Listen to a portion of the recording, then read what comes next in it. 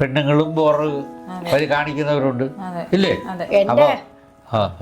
എന്റെ അഭിപ്രായം പെണ്ണുങ്ങളെ ബോറാന്ന് പറഞ്ഞ ആണുങ്ങളും ബോറെന്ന് പറയാൻ പറ്റില്ല. ഈ സ്വാതന്ത്ര്യത്തിനെ കുറിച്ചും സംഘടനയെ കുറിച്ചും ഒക്കെ നല്ലതിന് വേണ്ടിയാണ് ചെയ്യുന്നതെങ്കിൽ നല്ലത് തന്നെ. ഒരു സിനിമയിൽ അഭിനയിക്കാൻ തന്നെ ഞാൻ ഒരാളോട് ചാൻസ് ചോദിക്കുകയില്ല സ്വഭാവമായിട്ട്. ഈ കൈനീട്ടം മേടിച്ചുകൊണ്ടിരിക്കുന്നവർക്ക് ഇതിനകത്ത് നിന്ന് മത്സരിക്കാനായിട്ട് പറ്റിയില്ല. അപ്പോൾ അതാണ് കരിമഷി പോലെ ഇരിക്കുന്ന ഒരു പാർട്ടി. വളരെ ജഗതി പറഞ്ഞു ഇയാളൊക്കെയാണ് ഇന്ദിരാഗാന്ധി പൊട്ടുകൊണ്ടിട്ടുണ്ടായിരുന്നു ഇല്ലല്ലോ. നമ്മുടെ KR ഗൗരിയമ്മ പൊട്ടുകൊണ്ടിരുന്നു. ഞങ്ങൾ എല്ലാം കൂടി ഉറപ്പിച്ച് അത് കഴിഞ്ഞിട്ട് നാടകത്തിൽ പോകാൻ അധ്വാനിക്കുന്നവരെ ഭാരം മുക്കുന്നവരെ നിങ്ങൾ എൻ്റെ പിന്നാലെ വരുവിൻ, നിങ്ങൾക്ക് ഞാൻ ആശ്വാസം നൽകും എന്ന് പറഞ്ഞ യേശുവിനെ യഹൂദ മഹാപുരോഹിതന്മാരും പരീക്ഷന്മാരും ക്രൂശിച്ചു. ഈ നീതിമാൻ രക്തത്തിൽ എനിക്ക് പങ്കില്ല, ഞാൻ അവന് വിസ്തരിച്ചവനാണ്, എനിക്ക് അവന് യാതൊരു തെറ്റും കാണാൻ കഴിഞ്ഞില്ല എന്ന് പറഞ്ഞ പീലാത്തോസിന്റെ വേദനയുടെ മുന്നേറ്റം, ഇതിനെല്ലാം കാരണക്കാരനായ കയ്യാഫാസിന്റെ കാപണ്യത്തിന്റെ പൊട്ടിത്തെറിക്കൽ, അതൊക്കെ ഞങ്ങൾ അവതരിപ്പിക്കുന്നു. കയ്യാഫാസ്. Welcome to CVTV. ഇന്ന് എൻ്റെ കൂടെ വിശേഷങ്ങൾ പങ്കുവയ്ക്കാനായി കോട്ടയം പുരുഷൻ ചേട്ടനും അദ്ദേഹത്തിൻ്റെ പ്രിയ പത്നി ശാന്തമ്മ ചേച്ചിയാണുള്ളത്. രണ്ടുപേരെയും നമുക്ക് സ്വാഗതം ചെയ്യാം. ചേട്ടാ നമസ്കാരം. ചേച്ചി നമസ്കാരം. ചേട്ടാ, ഇടയ്ക്ക് സർജറി ഒക്കെ കഴിഞ്ഞ് ഇരിക്കുവാന്ന് അറിഞ്ഞായിരുന്നു. എങ്ങനെയുണ്ട് ഇപ്പം? ഇപ്പൊ കുഴപ്പമൊന്നുമില്ല. പിന്നെ തിരികെ നമ്മുടെ ആരോഗ്യത്തിന്റെ കാര്യത്തിൽ കുഴപ്പമില്ലാതെ കൊണ്ട് വന്നിരിക്കുക. പല സിനിമയ്ക്കൊക്കെ പോകാൻ സാധിക്കും.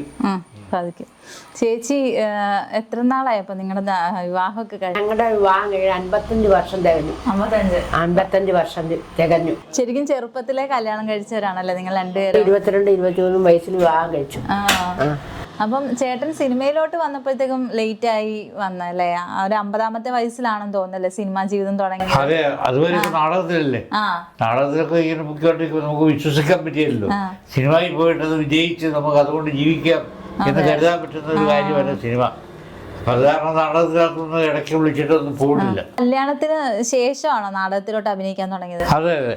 എന്ന് വെച്ചാൽ വേറെ അതിനു മുമ്പ് ചെറിയ നാടകങ്ങളെല്ലാം അഭിനയിക്കും. ഈ പ്രൊഫഷണൽ നാടകത്തിൽ വന്നത് അവന് നമ്മുടെ വിവാഹമൊക്കെ കഴിഞ്ഞ് പിള്ളേരൊക്കെ ഉണ്ടായതിനൊക്കെ ശേഷം.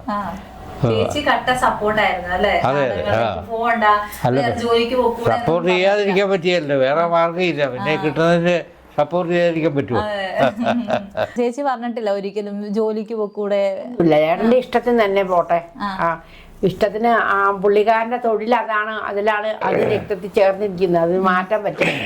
പക്ഷെ അത് മാറ്റിയാൽ രണ്ടും ഭിന്നമായി പോകല്ലേ. ഭർത്താവിന്റെ ആ സ്വഭാവവും രീതിയെല്ലാം മനസ്സിലാക്കിക്കൊണ്ട് പുള്ളിക്കാരനെ സപ്പോർട്ട് ചെയ്യും. പക്ഷെ സാമ്പത്തിക ബുദ്ധിമുട്ടൊക്കെ ഉണ്ടെങ്കിലും എല്ലാം ഞങ്ങൾ രണ്ടുപേരും പരസ്പരം സഹായിക്കും. ഞങ്ങൾ ആരെ സഹായിക്കാനുമില്ല. എനിക്ക് ജോലി താമസിച്ചാ കിട്ടിയ. എനിക്ക് ഒരു 40 വയസ്സ് ആയപ്പോഴാണ് ഈ ഗവൺമെന്റ് സർവീസ് ജോലി കിട്ടി. ജോലിയെല്ലാം കിട്ടിക്കഴിഞ്ഞപ്പോൾ എത്ര സപ്പോർട്ടായി. എന്നുവെച്ച് പൈസയൊക്കെ ഉണ്ടല്ലോ, അല്ലെങ്കിൽ പൈസയുടെ ബുദ്ധിമുട്ടില്ല. പിള്ളേരെ വിദ്യാഭ്യാസത്തിന്റെ കാര്യം പുള്ളിക്കാരൻ ജോലി ചെയ്യാൻ നാടകത്തിന് പോകും, പൈസ കൊണ്ട് ഏൽപ്പിക്കും, അപ്പടെ പോകും. രാത്രിക്ക് ഒരു ദിവസം പോലും ഞങ്ങളുടെ പിള്ളേരെ എന്നെ കാണാതിരിക്കുമല്ലോ. നാടകത്തിന്റെ ഇച്ചിരി റിസ്ക് കിട്ടി സമയം കിട്ടുകയാണെങ്കിൽ ഓടി വീട്ടിൽ വന്ന് പൈസ തന്ന് ചോറുണ്ട് ചന്നരെ പോകും. അപ്പൊ അതിന് പോകണ്ടെന്ന് ഞാൻ പറയുമല്ല. ഞങ്ങൾക്ക് 2 ആൺപിള്ളേ. ഒന്ന് 53 വയസ്സ്, ഒരാൾ 50 വയസ്സ്. അവർക്ക് 2 പിള്ളേരുണ്ട്. അവർക്ക് പിള്ളേർക്കൊക്കെ 2-3 പിള്ളേര് വെച്ചായി, കൊച്ചുമക്കളായി. രണ്ടാമത്തെ കല്യാണം കഴിച്ച് പിള്ളേര് കല്യാണം കഴിച്ചില്ല, അവര് പഠിച്ചുകൊണ്ടിരിക്കുക. പിന്നെ അതൊന്നും ഇപ്പൊ പ്രശ്നമല്ലല്ലോ. ഞങ്ങളുടെ ഇളയമകന്റെ കൂടെ ഇളയമകന് വീഡിയോ വർക്കാണ് ഇപ്പം അവന് സിനിമയുടെ സംഗതിയൊക്കെ ചെയ്യുന്ന ഇളയമകന്റെ മകനും അതെ. ഇളയമകന്റെ മകന് 27 വയസ്സായി. അവന് സിനിമയുടെ സ്ക്രിപ്റ്റ് ഒക്കെ എഴുതിക്കൊണ്ടിരിക്കുക, എല്ലാം ടെലിഫിലിമൊക്കെ ചെയ്തോണ്ടിരിക്കുക. മൂത്ത മകൻ തബലിസ്റ്റാണ്. അവന് നാളെ ഓൾ ഇന്ത്യ റേഡിയോ പാസ്സായി, അവിടെ വായിക്കുന്നുണ്ട്. ഇതിനൊക്കെ പരിപാടിക്കൊക്കെ പോകുന്നതല്ല. സിനിമ വരാറുണ്ട്, 2 സിനിമ വരാറുണ്ട്, കിടപ്പുണ്ട്. ഒന്ന് നാൻസി റാണി എന്ന് പറഞ്ഞൊരു പടം, പിന്നെ താടി എന്ന് പറഞ്ഞ വേറൊരു പടം. 2 റിലീസ് ചെയ്യാൻ കിടപ്പുണ്ട്. പിന്നെ ഈ കഴിഞ്ഞ മാസം എനിക്ക് പടം ഉണ്ടായിരുന്നതാ, പറഞ്ഞിരുന്നതാ. പക്ഷെ എനിക്ക് പോകാൻ പറ്റിയില്ല. നമ്മുടെ ഈ ഓപ്പറേഷൻ കഴിഞ്ഞതിന്റെ അതിൻ്റെ മഴ നനയോ ഉച്ചയ്ക്കകത്ത് നടക്കുമോ ഇതൊന്നും ചെയ്യാൻ പാടില്ലല്ലോ. ഈ ഓപ്പറേഷന്റെ കുഴപ്പങ്ങൾ ഉണ്ടായെങ്കിലും എന്ന് വിചാരിച്ച് പോയില്ല. ഈ ഓപ്പറേഷൻ കഴിഞ്ഞ് 4 മാസമായി. ഇന്നത്തേക്ക് 4 മാസമായി. 3 ബ്ലോക്ക് ഉണ്ടായിരുന്നു. കാറ്റാത്തിലെ പിന്നെ രാജേഷ് ശ്യാമൻകുട്ടി സാറാണ് ഓപ്പറേഷൻ. നല്ല ഡോക്ടർ, എല്ലാ കാര്യവും അങ്ങാര് പറഞ്ഞ പോലെ തന്നെ നല്ല സക്സസ് ആയിരുന്നല്ല. ആകാരത്തിനുണ്ട്. അതെ, മറ്റവരൊക്കെ പറഞ്ഞ ചേട്ടനാണ് കടയിരിക്കുന്നത്. ചേട്ടൻ കടയിരിക്കുന്നില്ല, ഞാനാ കടയിരിക്കുന്നത്. എന്റെ പേരിലാണ് കട. അത്യാവശ്യം ടൈം പാസ് പോലെ മാത്രമേ ഇരിക്കുള്ളൂ, അല്ലാത്ത ഇവിടെ തന്നെ ഇരിക്കും. 10 വർഷമായി. അതിൻ്റെ തിരുമുണ്ട്, മസാജിങ് ഒക്കെ ഉണ്ട്. വേറെ ഒന്നും അല്ല, പെണ്ണുങ്ങളെ ഒന്ന് അത്യാവശ്യം കാല് തിരുമോ കൈ തിരുമോ ഒക്കെ ചെയ്യുന്നൊക്കെ ഇതുണ്ട്. നേഴ്സിംഗ് അസിസ്റ്റന്റ് ആയിരുന്നു. Medical college, Kottayam medical college. 2002 ഞാൻ പെൻഷനായി.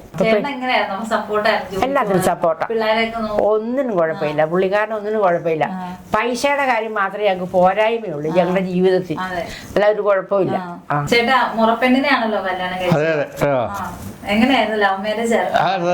ലവ് മാരേജ് ആയിരുന്നു.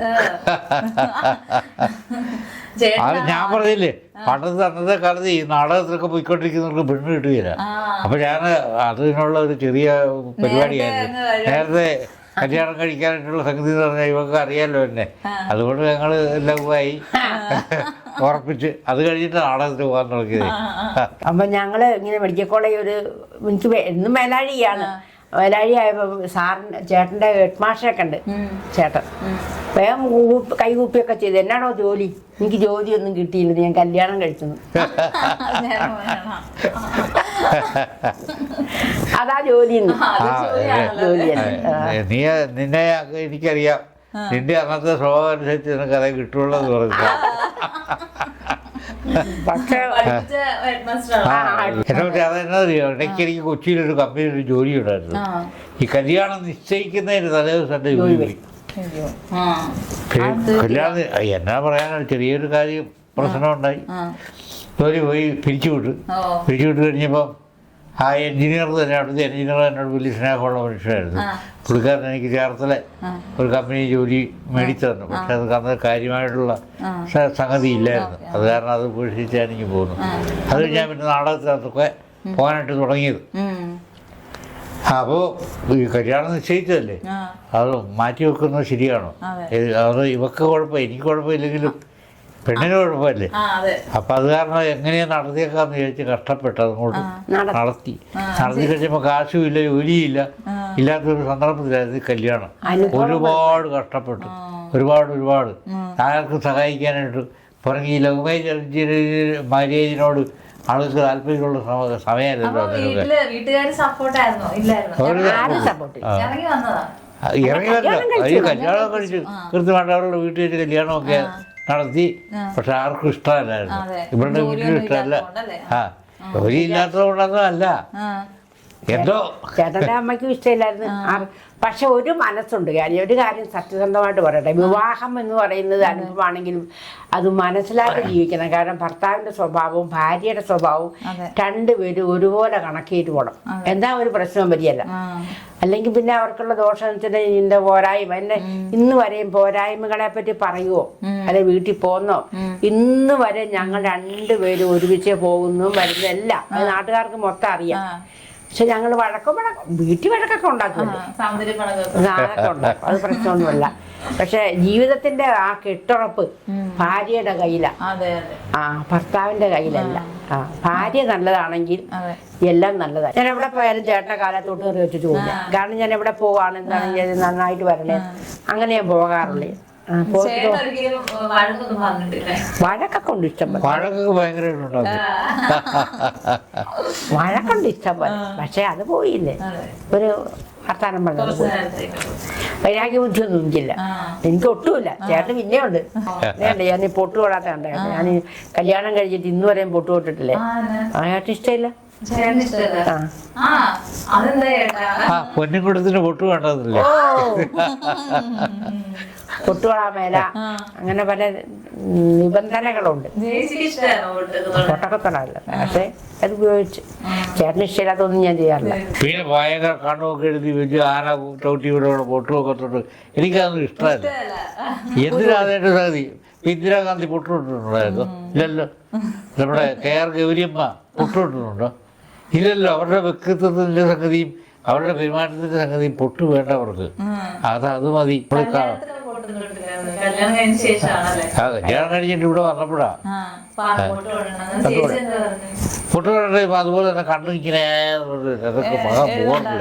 അങ്ങനെ ഒന്നും ഞാൻ ചെയ്യല്ല. ഇപ്പൊ എന്റെ മകന്റെ കൊച്ചു എന്നോട് ചോദിച്ചായിരുന്നു, പറയാമോ അത്? പറയാമോ കല്യാണം കഴിക്കുന്ന കാര്യത്തിൽ? അമ്മയെ കല്യാണം കഴിക്കാറായോ? ഞാൻ എല്ലാവരുടെ കൂട്ടുകാരൊക്കെ കല്യാണം കഴിക്കാറായി, പക്ഷെ ഞാൻ കെട്ടുന്നില്ല. കാരണം എന്നാ, എനിക്കൊരു വ്യക്തിത്വം വേണ്ടേ. എനിക്കെല്ലാം ജോലി കിട്ടി, കാശ് കിട്ടി, അച്ഛനും അമ്മയുടെ പൈസ കൊടുത്ത് എന്നിട്ടേ ഞാൻ കിട്ടുള്ളത്. അത് നല്ല അല്ലല്ല, അങ്ങനെയല്ല. നമ്മുടെ ഉത്തരവാദിത്വം, ഒരു ഉത്തരവാദിത്വം. ചിലപ്പായിരിക്കും ഈ കഷ്ടകാലങ്ങളെ കുറിച്ചൊക്കെ അവനോടൊക്കെ ഞാൻ പറഞ്ഞിട്ടുണ്ട്. ഈ ജോലി ഇല്ലാതെ പെണ്ണ് കിട്ടിയതേ ചിലപ്പോ അതായിരിക്കും. അവൻ പറഞ്ഞ് ഞാൻ 10-30 വയസ്സായിട്ടേ കിട്ടുള്ളൂ. 27 വയസ്സായില്ലേ അവന്. ഒരു ദുസ്വഭാവങ്ങളും ഇല്ല, നല്ലൊരു സ്വഭാവം. അപ്പൂപ്പനോട് അഭിപ്രായം ചോദിക്കാറുണ്ടോ? പിന്നെ ചോദിക്കാറുണ്ട്. പറഞ്ഞൊക്കെ കൊടുക്കും. അത് ഒരു പറഞ്ഞെല്ലാം കൊടുക്കുന്ന പറഞ്ഞാൽ നമ്മളിപ്പോ പറഞ്ഞു കൊടുക്കുന്നതിനൊക്കെ കൂടുതലായിട്ട് അവർക്ക് അറിയാം. അവർക്ക് വായിക്കുകയും അതുപോലുള്ള കാര്യങ്ങളെല്ലാം കാണുകയും പഠിക്കുകയും എല്ലാം ചെയ്യുന്നതുകൊണ്ട് അന്നത്തെ എൻ്റെ കാലത്തുള്ള സംഭവമൊന്നും അല്ലല്ലോ ഇപ്പം. ഇപ്പോഴത്തെ പിള്ളേരാണെങ്കിൽ പാട്ടൊക്കെ പാടുന്നതെന്ന് കേട്ടിട്ടില്ലേ? എത്ര ഭയങ്കരമായിട്ടാണ് പാടുന്നത്. കാരണം അന്ന് നമ്മളൊരു പാട്ട് കേൾക്കണമെങ്കിൽ ഒരു റേഡിയോ ഉള്ള വീട് വളരെ കുറവാണ്. അത് ഞങ്ങൾ അവിടെ ഇരിക്കുമ്പോൾ എന്തെങ്കിലും കേൾക്കണ്ടെന്ന് ചോദിച്ചിരിക്കുന്നത്. അന്നത്തെ കാലം അങ്ങനെയാ. ഞാനൊക്കെ ഒരു പാട്ട് കേൾക്കണമെങ്കിൽ സിനിമ കാണുമ്പോഴേക്ക് പോകാൻ പറ്റുള്ളൂ. അത് കോട്ടത്തിന് പോകണമെങ്കിൽ ഒരു പരമാവധി കടത്തുണ്ട്. ആ കടത്ത് കടന്ന് വേണം പോകാൻ. സെക്കൻഡ് ഷോ കഴിഞ്ഞിട്ട് 3 കഴിഞ്ഞ് ഈ വെള്ളപ്പാച്ചിലിന് നീന്തി ഒന്ന് പോരാൻ പറ്റും. എത്ര കിലോമീറ്റർ ഉണ്ട്? കോട്ടയത്തിന് 5-8 കിലോമീറ്റർ ഉണ്ട്. അത് നടന്ന് വരണം. എങ്കിലും പോകും സിനിമയ്ക്ക്. രണ്ടാമത് കാണണമെന്നുണ്ടെങ്കിൽ എങ്ങനെ കാശുണ്ടോ എന്ന് പഠിക്കുന്ന കാലത്ത് പഠിക്കുന്നതൊക്കെ കഴിഞ്ഞപ്പോഴും ഒക്കെ ഭയങ്കര പാടാ പോയില്ലേ. കല്യാണം കഴിഞ്ഞ് ഞങ്ങൾ പോകുമായിരുന്നു. ചോറ് വെക്കാൻ താമസിച്ചെങ്കിൽ നല്ല സിനിമ വന്ന ചേട്ടൻ പറയേണ്ടി നമുക്ക് ആ സിനിമ കണ്ടേക്ക് വരാം. ഞങ്ങൾ ഈ പിള്ളേരുമായിട്ട് അന്നേരം ഈ പരമ്പാലത്തിലുണ്ട് തിയേറ്ററിൽ.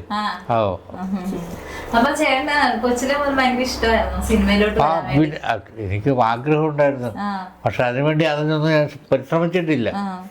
അത് കഴിയുമ്പോൾ നാടകത്തിലുണ്ടായിരുന്നു. നാടകത്തിൽ പള്ളിക്കൂടത്തിൽ പഠിച്ച് ഈ പിന്നെ യൂത്ത് ഫെസ്റ്റിവലിന് നാടകം അവതരിപ്പിക്കുമല്ലോ. അപ്പോൾ നാടകം അവതരിപ്പിച്ചപ്പോൾ ഞാൻ 65 അല്ല 64 65 സ്കൂൾ വർഷം 64 നാടകം അവതരിപ്പിച്ചു. അവതരിപ്പിച്ചപ്പോൾ എനിക്ക് നല്ല നടനും നല്ല നാടകത്തിനും പ്രൈസ് കിട്ടി. പ്രൈസ് കിട്ടിക്കഴിഞ്ഞപ്പോൾ ആളുകളെല്ലാം പറഞ്ഞു കൊള്ളാമല്ലോ. അപ്പോൾ നാടകത്തിലേക്ക് വരണമെന്ന് എനിക്ക് നേരത്തെ മോഹമുള്ളവനാ. പക്ഷെ ഇതിങ്ങോട്ട് വന്നു കഴിയുമ്പോൾ നാടകം തന്നെ ഇത് വരണം, പ്രൊഫഷണൽ നാടകത്തിനകത്ത് കയറണം എന്ന് കരുതി അതിനുവേണ്ടി പരിശ്രമിച്ച് നടക്കുകയായിരുന്നു. പക്ഷെ കോളേജിലൊന്നും പോകാൻ പറ്റിയില്ല. കാരണം സാമ്പത്തിക ബുദ്ധിമുട്ട് എന്ന് പറഞ്ഞു. പിന്നെ സിനിമയിലേക്ക് വന്ന നാടകത്തിൽ ഞാൻ അഭിനയിച്ചുകൊണ്ടിരിക്കുമ്പോൾ കുറച്ച് സുഹൃത്തുക്കളൊക്കെ പല സിനിമയിലുള്ളവരും ഒക്കെയാണ് ബന്ധപ്പെടാനായിട്ട് പറ്റി. പട്ടണം റഷീദ്, പട്ടണം ഷാ, അവരുടെ നമ്മുടെ വലിയ സുഹൃത്തുക്കളാണ്. അത് നാടകത്തിലായിരുന്നപ്പോഴുള്ള സുഹൃത്തുക്കളാണ്. അവർ സിനിമയിൽ വന്നു കഴിഞ്ഞപ്പോൾ അവർ എനിക്ക് വേണ്ടിയിട്ട് ഒരുപാട് സപ്പോർട്ട് ചെയ്തിട്ടുണ്ട്. പല സിനിമകളിൽ അഭിനയിക്കാനുള്ള സിറ്റുവേഷൻസ് ഉണ്ടാക്കിയിട്ടുണ്ട്. പിന്നെ നമ്മുടെ ജോസ് തോമസ് എന്ന് പറഞ്ഞ സംവിധായകൻ, അവരെ നാടകം പഠിപ്പിക്കാൻ ഞാൻ പോയിട്ടുണ്ട്. അപ്പം അവർ സിനിമയിലായത് കഴിഞ്ഞപ്പോൾ ആ സൗഹൃദം അത് വെച്ചിട്ട് അവരുടെ ഒരു സിനിമയ്ക്കകത്ത് ജോസ് തോമസിൻ്റെ പടത്തിനകത്ത് എനിക്ക് വേഷം കിട്ടി. അങ്ങനെയൊക്കെ സിനിമയിലേക്ക് കയറി വന്നു. അപ്പോൾ വന്നപ്പോൾ പ്രായമായ ഒരു മനുഷ്യനല്ലേ. അപ്പോൾ എനിക്ക് ഒരു കുഴപ്പമൊന്നും എനിക്കെന്നു വെച്ചാൽ ഞാൻ ചെറുപ്പക്കാരനാണെന്ന് ചോദിച്ചാൽ അല്ല, വയസ്സനാണെന്ന് ചോദിച്ചാൽ അതുമല്ല. അങ്ങനെ ഒരു ഷെയ്പ്പാണ് നമ്മുടെ പിന്നെ കിട്ടിയതല്ല. അത് കാരണം ഞാനൊരു 32 വയസ്സായപ്പം അഭിനയിച്ചത് 16കാരനായിട്ട് അഭിനയിച്ചിട്ടുണ്ട് നാടകത്തിനകത്ത്. അപ്പോൾ കണ്ടു കഴിഞ്ഞാൽ ഒരുപാട് പ്രായം തോന്നിയത്. പിന്നെ ആദ്യമായിട്ട് ചെയ്ത സിനിമ എന്ന് പറഞ്ഞു കഴിഞ്ഞാൽ പൂക്കാലം. ആദ്യമായിട്ട് ചെയ്ത സിനിമ എന്ന് പറഞ്ഞാൽ തിരുവനന്തപുരത്ത് ജഗതി സംവിധാനം ചെയ്തൊരു പടമുണ്ട്, കല്യാണം ഉണ്ണികൾ. അതിൽ ഞാൻ സിനിമ നാടകത്തിൽ അഭിനയിച്ചുകൊണ്ടിരിക്കുകയാണ്. അപ്പോൾ അവിടെ വന്നു കഴിഞ്ഞപ്പോൾ എൻ്റെ ആറ്റുകാൽ തമ്പി എന്ന് പറഞ്ഞൊരു സുഹൃത്തുണ്ട് സിനിമയിലുള്ള. അയാൾ പറഞ്ഞു, ചേട്ടാ നമുക്കൊരു സിനിമ പിന്നെ ഷൂട്ടിംഗ് നടത്തുന്ന സ്ഥലത്തും പോയത് പോകാമെന്ന് പറഞ്ഞു. അങ്ങനെ ഞങ്ങളവിടെ ചെന്ന് നിൽക്കുക. ചെന്ന് കഴിഞ്ഞപ്പോൾ എടുത്തുകൊണ്ടിരിക്കുന്ന സീൻ എന്ന് പറഞ്ഞൊരു കല്യാണ വീട്ടിലേക്ക് ഒരു ചെറുക്കൻ്റെ പാർട്ടിക്കാരി കൊണ്ട് കയറി വരുന്ന ഭാഗമാണ്. അപ്പോൾ വണ്ടി വന്നിറങ്ങി കഴിഞ്ഞിട്ട് ചെറുക്കൻ്റെ പ്രധാനമായിട്ട് വരുന്ന ഒരു പാർട്ടിയുടെ സൂട്ട് കേസൊക്കെ ആയിട്ട് വരിക. അപ്പോൾ അതാണ് കരിമഷി പോലെ ഇരിക്കുന്ന ഒരു പാർട്ടി. വളരെ ജഗതി പറഞ്ഞു, അയ്യോ ഇയാളൊക്കെയാണ് താഴ്ന്ന് മാറിക്കേ.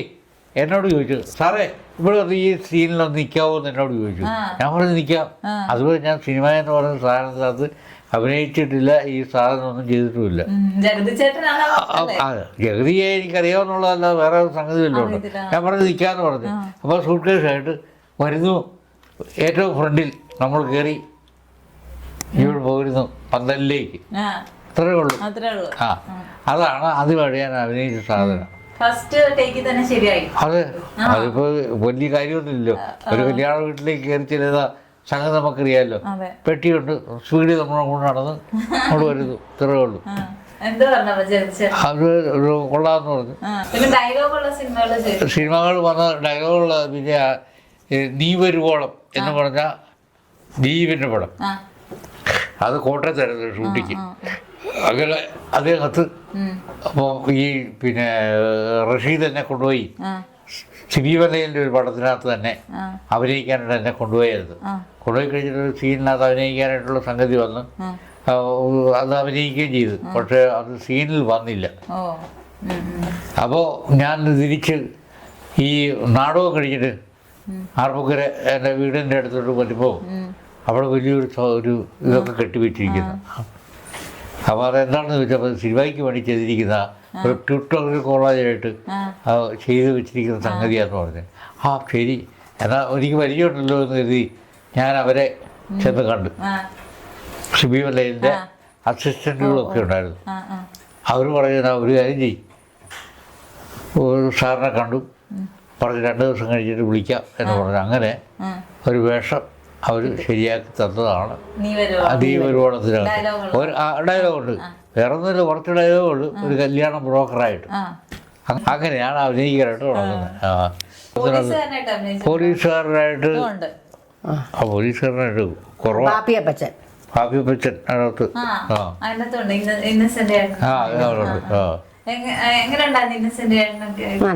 അവരൊക്കെ ഇന്നസെൻ്റൊക്കെ നല്ല മനുഷ്യരല്ലേ. അതൊക്കെ ഒരുപാട് സഹായം ചെയ്തിട്ടുണ്ട്. നമുക്ക് സഹായം എന്ന് പറഞ്ഞാൽ വെറുതല്ല. പല പടങ്ങളിൽ അഭിനയിച്ചപ്പോൾ എന്നോട് ചോദിച്ചു, അമ്മയ്ക്കകത്ത് മെമ്പർഷിപ്പ് എടുത്തിട്ടുണ്ടോ എന്ന് ചോദിച്ചു. അന്ന് നല്ല റേറ്റാണ്, 25,000 രൂപ കൊടുക്കണം.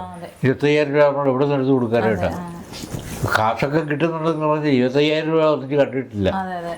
അപ്പോൾ ഞാൻ ഇന്നസെൻറ്റിനോട് പറഞ്ഞു, ഒരു കാര്യം ചെയ്യും, 25,000 രൂപ കിട്ടുന്ന ഒരു സിനിമ എനിക്ക് താ, എന്നിട്ട് ആ കാശൊക്കെ നിങ്ങൾ എടുത്തിട്ട് മെമ്പർഷിപ്പ് തരാൻ പറഞ്ഞു.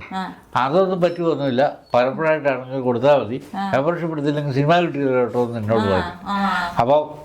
അപ്പോൾ സത്യം സാറിൻ്റെ ഒക്കെ പടത്തിനകത്ത് ഞാൻ അഭിനയിച്ചുകൊണ്ടിരിക്കുകയായിരുന്നു, പല പടങ്ങളിലും അഭിനയിച്ചിരുന്നു. അപ്പോൾ പുള്ളിക്കാരൻ്റെ ഒരു സത്യസാറിൻ്റെ പടം അതുകൊണ്ട് റിപ്പോർട്ട് അതിനകത്ത് വിളിച്ചില്ലേ എന്ന് എന്നോട് ചോദിച്ചു. ഞാൻ പറഞ്ഞില്ല. എനിക്ക് ശരിയാണെന്ന് ചോദിക്കാതെ പറഞ്ഞു. ഉടനെ എൻ്റെ പുള്ളി ഫോൺ ചെയ്ത് ചോദിച്ചു, അതിനാ കോട്ടയം പുരുഷന് വേഷം കൊടുക്കാതിരുന്നത്. ഉടനെ തന്നെ പിറ്റേ ദിവസം തന്നെ എന്നെ വിളിച്ചവർ. അങ്ങനെയൊക്കെ ചെയ്യുമായിരുന്നു ഇന്നസെന്റ്. കിട്ടിയത് അതെ, പെൻഷൻ എന്ന് പറയാൻ പാടില്ല, പെൻഷൻ എന്ന് പറഞ്ഞാൽ അധിക്ഷേപിക്കരുത്, കൈ നീട്ടം. പിന്നെ ഇൻഷുറൻസ് ഉണ്ട്. ഇന്നാളെ ഈ ഓപ്പറേഷൻ ചെയ്ത് കഴിയുമ്പോൾ 5 ലക്ഷം രൂപയുടെ അടുത്ത് ആ ഇൻഷുറൻസിന്റെ കാശുണ്ടായിരുന്നു. പിന്നെ 1 വർഷത്തേക്ക് അത് എല്ലാ വർഷവും ചേട്ടൻ കൈപ്പറ്റുന്നുണ്ട്. എല്ലാ വർഷവും രോഗം വരും. പിന്നെ പോയി കഴിഞ്ഞ മാസം പോയി. ആരും കയറ്റുവല്ല. അത് വേറൊരു കാര്യമാണ്, ആരും കൂട്ടത്തിൽ ഉണ്ടാകാൻ പാടില്ലെന്നുള്ളതാണ് അവരുടെ സംഗതി. നമ്മൾ മീറ്റിംഗ് തുടങ്ങി കഴിയുമ്പോൾ കൂട്ടത്തിലുള്ള സകല ആളുകളെ വെളിയിലാക്കിയിട്ട് അവർ വേറൊരു സ്ഥലത്ത് നിൽക്കണം. ഇപ്പം ഇവിടാകുമ്പോൾ ഇവിടത്തേക്ക് പോയി പുറത്ത് നിൽക്കണ്ടേ. പോയായിരുന്നു. രമ്യ നമ്പീശൻ്റെ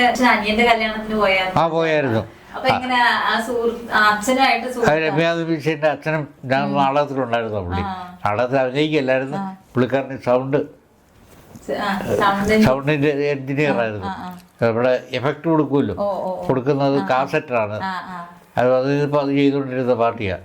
അപ്പോൾ അങ്ങനെ ഞങ്ങൾ നമ്മൾ ഭയങ്കര സുഹൃത്തുക്കളായിരുന്നു. അങ്ങോട്ടും ഇങ്ങോട്ടും പോവുക, ഇവിടെ വരും. അവർ പിന്നെ അവർ ഫാമിലി ആയിട്ട് ഇവിടെ വീട്ടിൽ വന്നിട്ടുണ്ട്. പിന്നെ ഞങ്ങൾ രണ്ടുപേരും കൂടി പോയി അവരുടെ വീട്ടിൽ കിടന്ന് അമ്പലത്തിൽ പോയി തൊഴുത് അങ്ങനെ ചോറ്റാനിക്കര അമ്പലത്തിൽ അങ്ങനെ പല പ്രാവശ്യം ഞങ്ങൾ പോയിട്ടുണ്ട്. ഇവിടെ വന്നിട്ടുമുണ്ട് അവര്. ചേട്ടന് സുഖമില്ലാന്ന് വന്നപ്പോ ചേട്ടൻ കാണാൻ വന്നായിരുന്നു. ചേട്ടൻ സുഖയില് ഹാർട്ട് ഓപ്പറേഷന്റെ കാര്യം വന്നപ്പോൾ അവിടെ അമ്പലത്തിൽ വഴിപാടൊക്കെ ചെയ്ത് പേടിക്കണ്ട ചേട്ടാ എന്നൊക്കെ പറഞ്ഞു.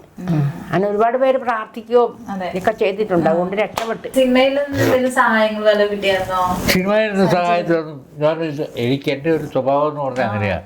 ഒരു സിനിമയിൽ അഭിനയിക്കാൻ തന്നെ ഞാൻ ഒരാളോട് ചാൻസ് ചോദിക്കുകയില്ലാത്തൊരു സ്വഭാവമായിട്ട്. അപ്പോൾ ഇതൊന്നും ഞാനൊന്നും ആരോട് പറഞ്ഞിട്ടൊന്നുമില്ല, അങ്ങനെ സഹായങ്ങളൊന്നും അഭ്യർത്ഥിച്ചിട്ടുമില്ല. പക്ഷെ നമുക്കിതുണ്ടല്ലോ, അമ്മ നമുക്ക് ഈ സഹായം ഇൻഷുറൻസ് സഹായം ഉണ്ടല്ലോ, പിന്നെ എന്തിനാണ് നമ്മളവരോട് ചോദിക്കുന്നത്? എത്ര സിനിമകൾ ചെയ്തിട്ടുണ്ട്? ഒരു 100 സിനിമ കാണും. എല്ലാത്തിലും ഈ സപ്പോർട്ടിംഗ് ക്യാരക്ടറായിട്ടാണ്. അതെ അതെ, മെയിൻ വേഷം ഒന്നും അഭിനയിക്കാനായിട്ട് കിട്ടിയിട്ടില്ല. ഡയലോഗുകളുള്ള സിനിമ ഏതാണ് പറയാനുണ്ടെങ്കിൽ? ഡയലോഗുള്ള സിനിമയാ മുഴുവൻ. ഡയലോഗ് ഇല്ലാത്ത ഒരു സിനിമയും ഞാൻ അഭിനയിച്ചിട്ടില്ല. അതൊരു വെള്ളിമുങ്ങ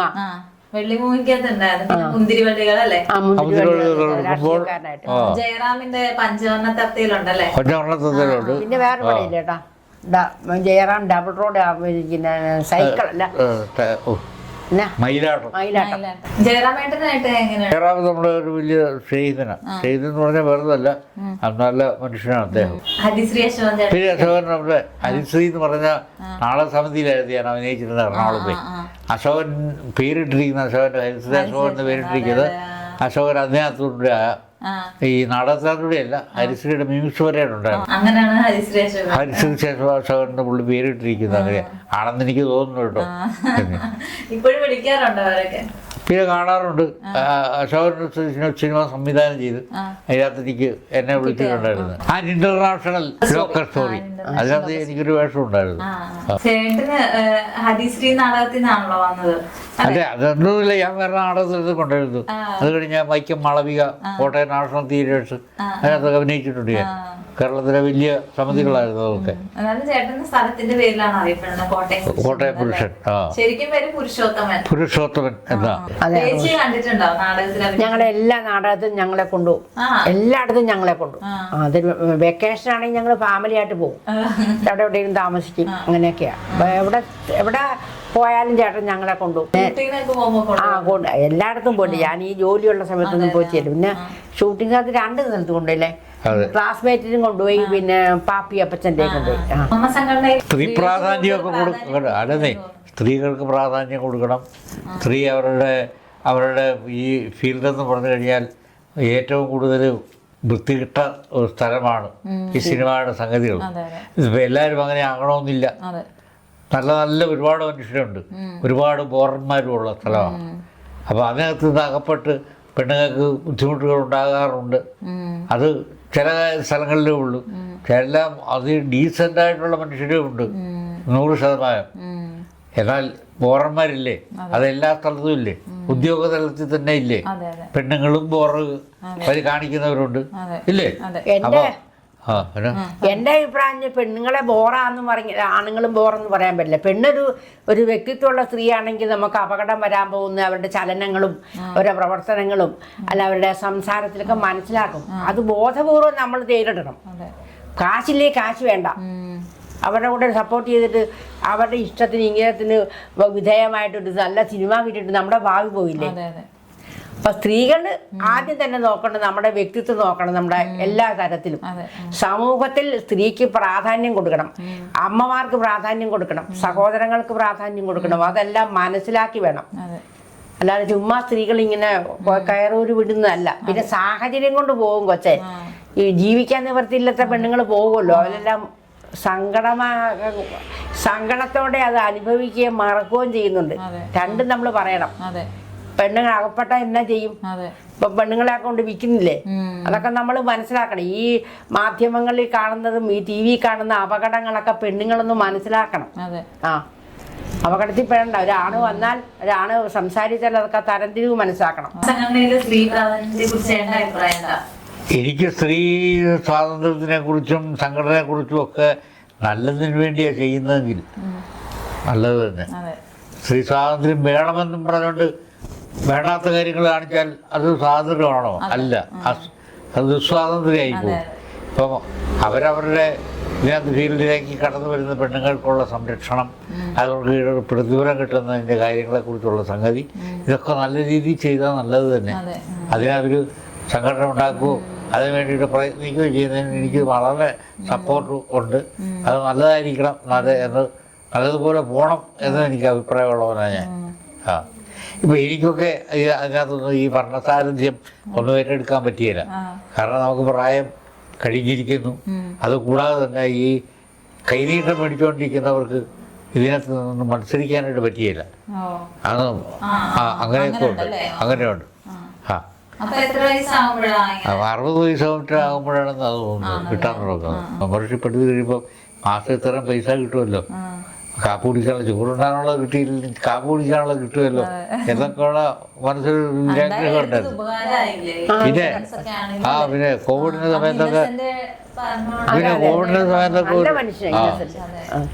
സമയത്തൊക്കെ മോഹൻലാൽ നല്ല സപ്പോർട്ട് ചെയ്യുന്നുണ്ടായിരുന്നു. നമുക്ക് ഓണത്തിന്റെ ഇടയ്ക്ക് കഴിയാനും പിടിച്ച വർഷം അല്ലേ കോട്ടയത്ത് ഒരു വലിയ കടയിൽ നമുക്ക് അരിയൊക്കെ തന്നെ എല്ലാ സാധനവും 10,000 രൂപയുടെ സാധനം തന്നല്ലേട്ടാ. അത് ഈ തവണ കിട്ടിയില്ല, കഴിഞ്ഞ വർഷം കിട്ടിയില്ല. അതിന് മുമ്പ് കിട്ടുമായിരുന്നു. നമ്മൾ വേറെ ഒരു ഡിസ്ട്രിക്റ്റിൽ നിന്ന് പോയാൽ എറണാകുളത്തേക്കാണല്ലോ നടക്കുന്നത്.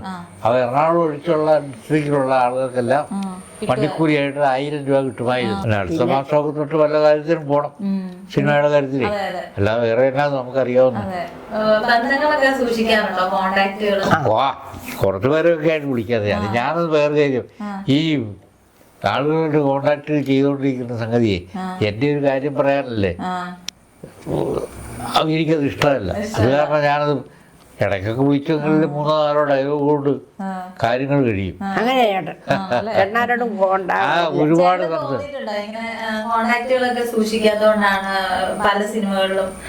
അങ്ങനെയൊക്കെ ആയിരിക്കും. മക്കളെ അടുത്ത് പറയുന്നുണ്ട് അച്ഛൻ അവിടെ വിളിക്കാൻ, ആരെയും വിളിക്കത്തൊന്നും. എന്നെ വിളിച്ചാൽ ഞാൻ പോവും, എന്റെ ജോലി ഞാൻ ചെയ്യും, ആത്മാർത്ഥമായിട്ട് ചെയ്യും, അത്രേ ഉള്ളു. അപ്പൊ ചേട്ടാ ഇപ്പം എങ്ങായിരിക്കുവാണ്